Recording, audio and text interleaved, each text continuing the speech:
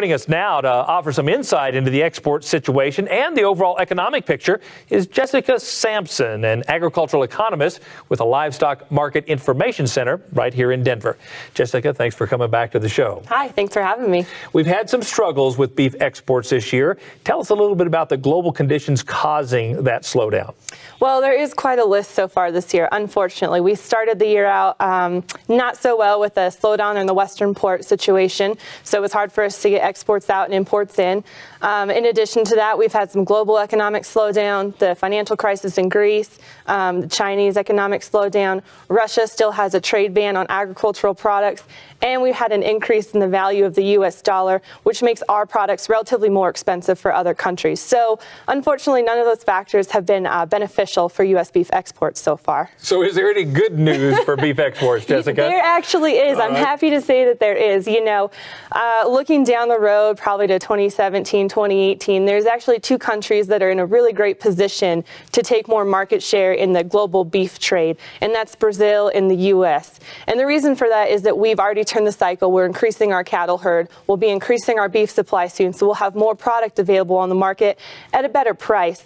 And the reason we'll be more competitive is that Canada, Mexico, Australia, all of their cattle herds are shrinking. So as we see global economic growth, we'll see increasing incomes worldwide. More people have more money to spend on higher valued proteins, and they'll look to the U.S. to fill that gap, and we'll have more market share in the world beef trade.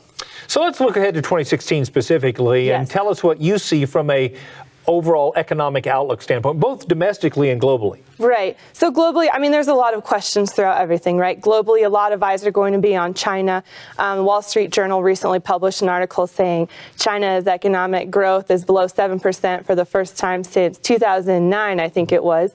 And then also there's going to be a lot of eyes on world oil prices and oil supply. So we want to see how that shakes out. Domestically, we have our own set of questions. You know, relative to global economic growth, the U.S. has been fairly strong this year, which is great news, but we're still very focused on GDP growth, very focused on job growth. Still a big question of when the Federal Reserve will raise interest rates. So, you know, down the road, there's a possibility that the U.S.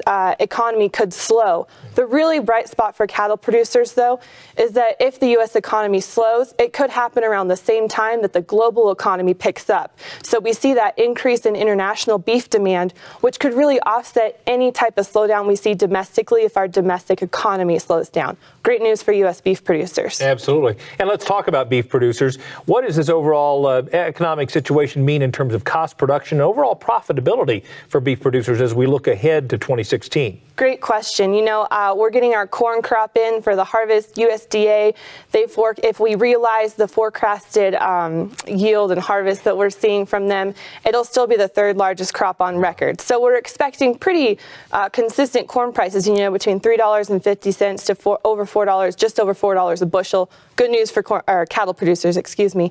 Also, we see fuel costs are low. We've seen an increase in hay production, so we'll decrease costs on that side. So into 2016, there's some good news for cattle feeders specifically. They might actually make money. That's great news for the industry as a whole. And then LMIC does some forecasts for cash prices for fed cattle and feeder cattle. And looking into 2016, we see those prices coming down slightly. Fed cattle side, we see prices on an annual average down about 4% from this year. Feeder cattle, if you look at those 700 to 800 weights, we see those down about 10%. But penciling that out, looking at cow-calf returns for producers, we still see estimated returns that'll be the third highest really ever. So it's good news for cattle producers going into 2016, but we're increasing supply and we're moderating prices. Probably also good news for consumers. So even given the turmoil that we've seen this fall in terms of cattle prices, we have some better times to look forward to hopefully this spring. Is that right? Correct. You know, we've kind of seen the market turn around recently, which is great news. And at LMIC, we see that continuing to happen.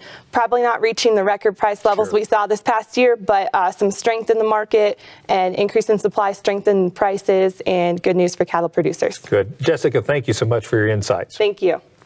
Now, if you'd like more information, you can visit the Livestock Market Information Council website, and that's at lmic.info. And don't forget, you can watch video replays of our program anytime at our website, cattlemen2cattlemen.org.